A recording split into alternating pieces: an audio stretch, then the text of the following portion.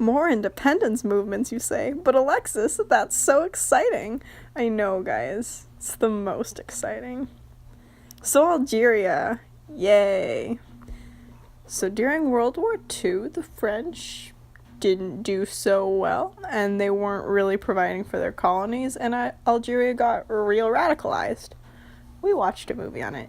You guys remember?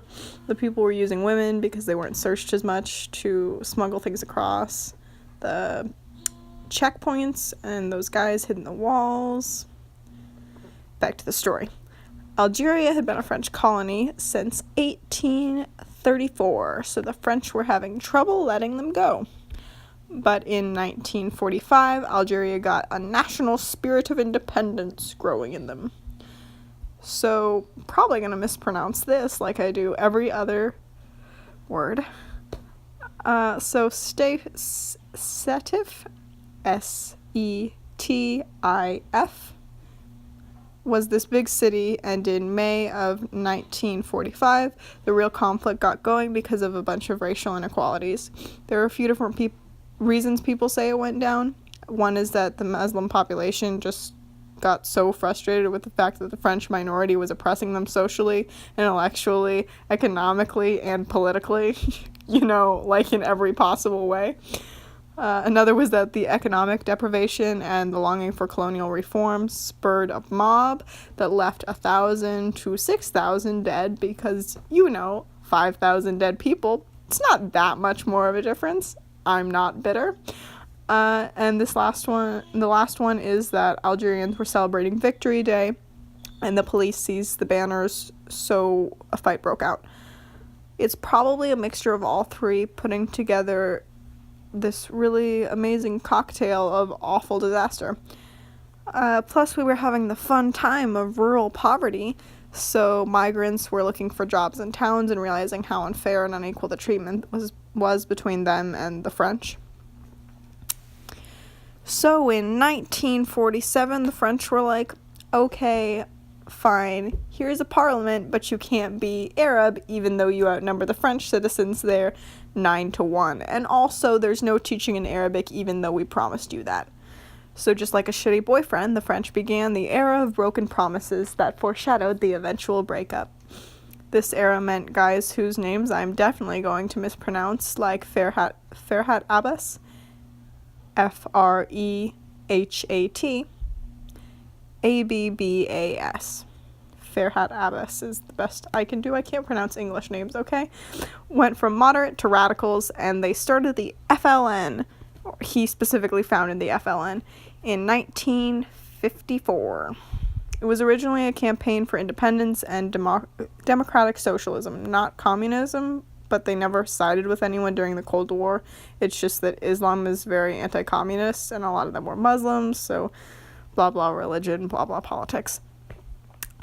Anyways, they planned to wage terrorist and guerrilla war against the French, and they did that.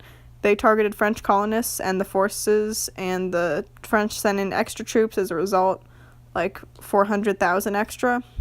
It was a time. It was a real time. By 1956, the FLN had started urban guerrilla warfare tactics in the capital, Algiers, which is what we watched that movie about. This was called the Battle of Algiers.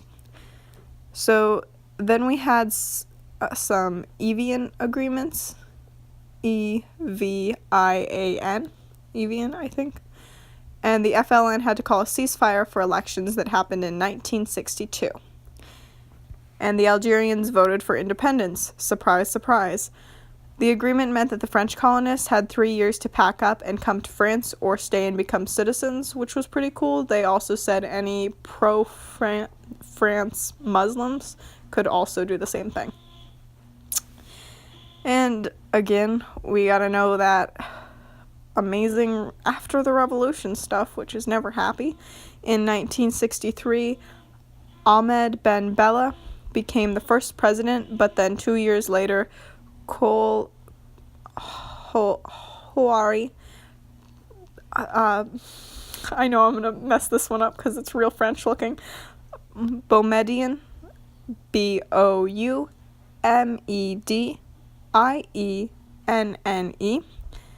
Boumediene, I believe, overthrows Ben Bella with a spiel about ending corruption that Ben Bella was giving, that like Ben Bella was the corruption and he was going to end it, and making the FLN the only political party. But in 1978, our dude Boumediene died, and Kol Chadili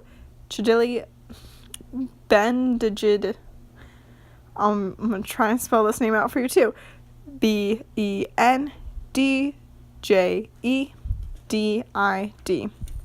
He replaced Boumediene.